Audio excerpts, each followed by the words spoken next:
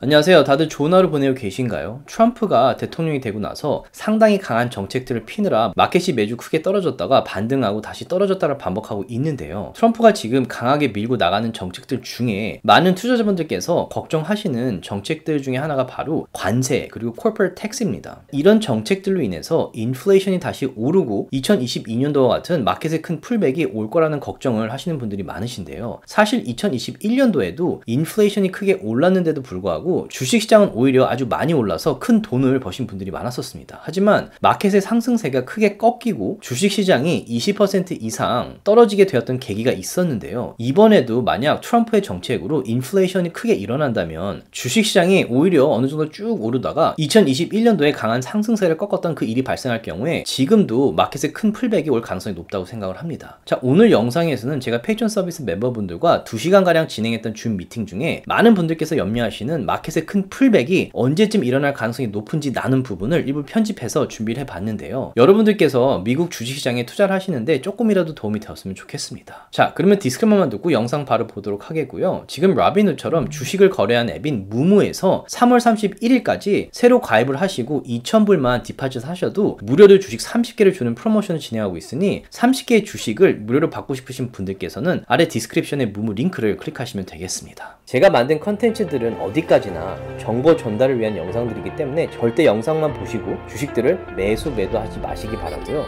본인 스스로 반드시 리서치를 더 하신 다음에 판단을 내리시기 바라겠습니다. 다들 아시겠지만 트럼프가 지금 대통령 취임하고 좀 초창기이기 때문에 강한 정책들을 많이 피고 있어요. 지금 관세 관련된 관세 전쟁이라고 이란 말이 나오고 있을 정도로 관세에 대해서 좀 강하게 나오고 있는데, 트럼프가 몇 주 전에 멕시코, 캐나다 그리고 중국에 관세를 25% 그리고 뭐 10% 이렇게 크게 적용을 했었죠. 그런데 이 관세 같은 경우에는 원래 2월 4일인가 5일부터 적용을 하려다가 중간에 홀딩을 지금 하고 있어요. 그래서 한 달 정도 홀딩을 하고 있는데, 이거 외에도 그 다음 주에 스틸하고 알루미늄에 또 25% 관세를 적용을 했죠. 그래서 또 한 주 있다가 fear가 들어오면서 마켓이 또 약간 내려가긴 했었어요. 근데 또 반등을 했죠. 그리고 지금 미국에 들어오는 거의 모든 나라들의 관세를 매기겠다라고 발표를 했고, 이게 이번에 돌아오는 목요일 전에 적용을 할 수도 있다라는 얘기를 지금 트럼프가 하고 있어요. 그래서 관세 관련해서 많은 걱정들이나 우려들이 마켓에 지금 반영이 되고 있는데, 문제가 뭐냐면 사실 트럼프는 그렇게 했을 때 이제 뭐 미국을 다시 강대국으로 만들겠다. 사실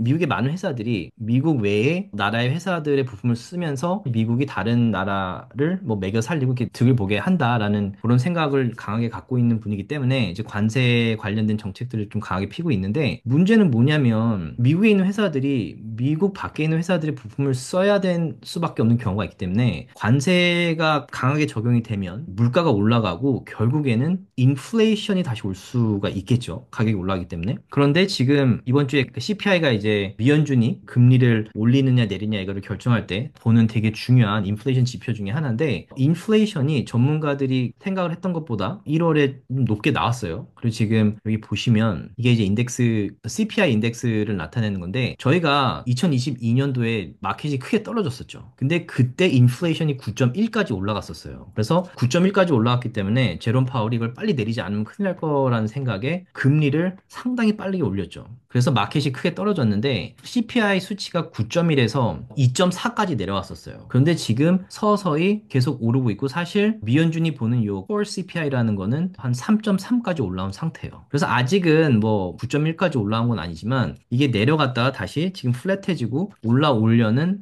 이런 패턴으로 보이고 있어서 사람들이 조금 불안해하는 경향이 있긴 있어요. 근데 사실 이때도 2021년도에도 인플레이션이 계속 오르고 있었어요. 보시면 2.6, 4.1, 뭐 4.9, 5.4 계속 오르고 있었지만 이때도 오히려 주식시장이 크게 오르고 있었어요.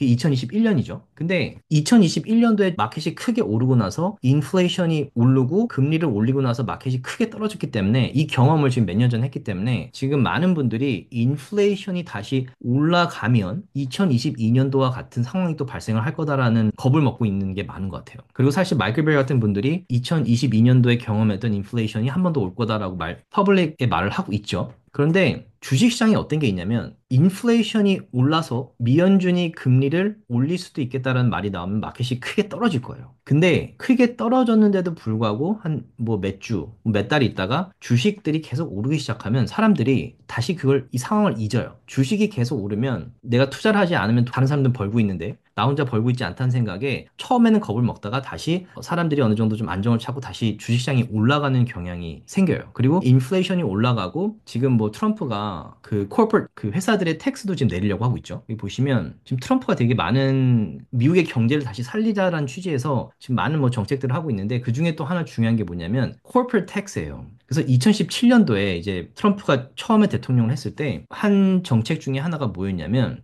회사들의 corporate tax를 35% 내는 거에서 21%까지 줄였어요. 그 얘기는 회사들이 미국의 경기를 살리고 있는 회사들이 텍스로 내는 돈이 14%나 줄었기 때문에 그 돈을 가지고 회사를 활발하게 또 이렇게 경영을 하면서 분기 실적도 좋고 주식시장이 쭉쭉쭉쭉 올라갔었죠. 그런데 이게 2017년에 발표했던 이 텍스 폴리시가 2025년도에 만기가 되는 항목들이 많아요. 그래서 이번에도 트럼프가 2025년도에 텍스 관련된 어떤 정책들을 바꿀 가능성이 높다라고 본인이 말을 하고 있고 사실 그 공약으로도 말을 했었는데 21%인 요 corporate tax를 15%까지 내리겠다라고 얘기를 했었죠. 그래서 만약에 이것마저도 corporate tax가 21%에서 15%까지 내려간다면 주식시장이 오를 확률이 높아요. 그리고 인플레이션이 더 올라갈 가능성도 높죠. 근데 여기서 지금 뭐를 신경 쓰셔야 되냐면 이때도 인플레이션이 올라갔지만 주식시장이 크게 올랐었어요. 여기 보시면 이게 2021년도죠. 이렇게 쭉쭉 올라가다가 트렌드가 바뀌는 지점이 언제냐면 2022년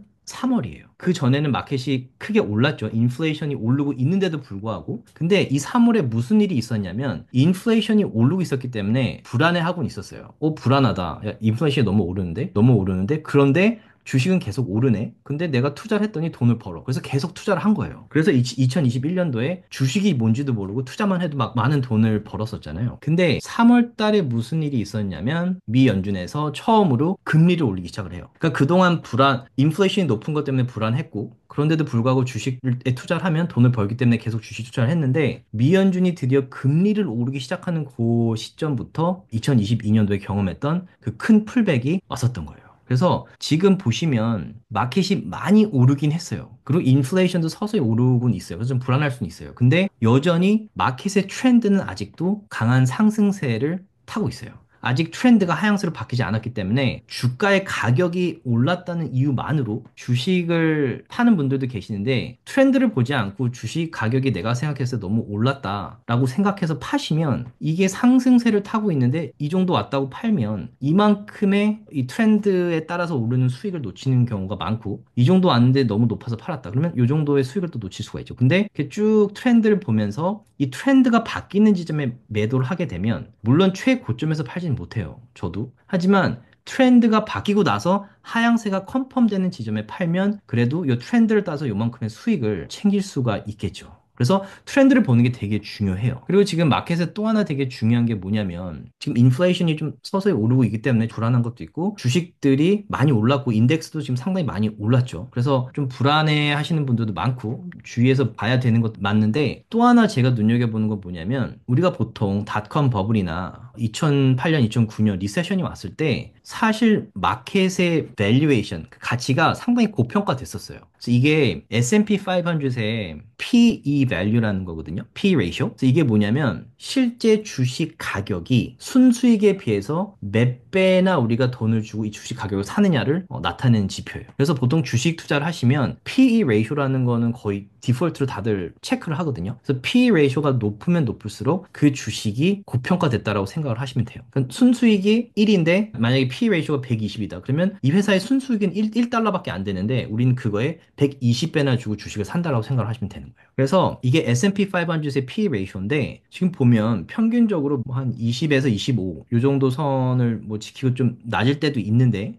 리세션이 오고 나면 상당히 낮아지죠. 근데 지금 보시면 S&P 500의 PE ratio가 한 26.5 정도로 올라왔거든요. 인덱스 전체가 올라오고 마켓이 올라오고는 있지만 그만큼 지금 회사들이 탄탄하게 실적들을 받쳐주고 있기 때문에 사실 PE ratio가 2008년, 2009년도에 리세션이 일어났을 때나 닷컴 버블 때만큼 뭐 36이나 뭐 120만큼 이렇게 고평가된 건 아직 아니에요. 그리고 지금 주식시장이 많이 올랐지만 2021년도에도 P 레이쇼가 지금 30 거의 7 가까이 됐었죠. 그거보다도 10 정도 낮은 상태이긴 해요. 그만큼 회사들이 실제로 분기 추적 때마다 발표하는 수치들이 그만한 프로덕트를 생산을 하는 거죠. 그래서 아직은 엄청난 버블이다라고 얘기할 정도의 P 레이쇼는 아니라고 생각을 해요. 어떤 주식이든 간에 이 200 SMA 위에 있으면 그 주식이든 그 인덱스든 비트코인이든 뭐든 간에 상승세에 있는 트렌드예요. 그리고 상승세에 있는 트렌드이기 때문에 저뿐만 아니라 헤지펀드들도 조금은 마음을 놓고 매수 매도를 하고 트레이드를 하거나 투자를 하는 경향이 강하죠. 그래서 저도 사실 마켓의 인덱스를 보면서 아직 상승세가 강하기 때문에 상승세에 있을 때는 주식의 풀백이나 DB 와도 다시 회복하는 경우가 많아요. 그래서 트레이드를 하기에 좋은 트렌드예요. 그렇기 때문에 저도 2023년, 그러니까 서비스를 시작했을 때부터 지금 다이아몬드 멤버분들과 제가 했던 그 트레이드를 나눈 건데, 제가 이렇게 트레이드를 하면서 수익을 낼 수 있었던 이유 중에 하나가 이제 지표를 보면서 하는 것도 있었지만, 또 하나의 이유는 마켓 전체가 상승세에 있었기 때문에 제가 지표들만 조금 정확히 볼 수 있다면 상승세에 있는 주식들은 떨어지더라도 중요한 지지선에서 반등하는 경우가 많아요. 그리고 반등하더라도 중요한 지지선 밑으로 떨어지지만 않는다면 주가가 계속 트렌드를 따라서 오르는 경우가 많아요. 그래서 이제 그런 트렌드에 있기 때문에 지금 다이아몬드 멤버분들하고 단기 투자도 하고 있어요. 그래서 뭐 100개 주식씩 이제 매수 매도 했다고 가정했을 때 지금 멤버분들하고 11만 불? 이 정도 지금 수익을 내고 있는 거고, 그리고 마켓이 상승세에 있기 때문에 커버콜 옵션 하는 경우에도 상승세가 강할 때 커버콜을 했을 때 프리미엄 수익이 많이 나는데, 마켓이 상승 트렌드 있기 때문에 제가 조금 마음 놓고 커버콜을 하는 거예요. 그래서 커버콜 같은 경우에는 이제 옵션 하신 분들은 다들 아시겠지만 보유한 주식을 팔지 않고 수익을 내는 방법인데, 이제 그걸로도 컨트랙 하나당 했을 때 지금 한 6만 5천 불 정도 수익을 같이 내고 있죠. 멤버분들하고. 지금 S&P 500 같은 경우에 지금 쭉 오르고 있는데, 조금이라도 도움이 되셨다면 주위 분들과 나눠주셨으면 너무 고맙겠고요. 구독과 라이크를 해주시면 더욱 감사하겠습니다.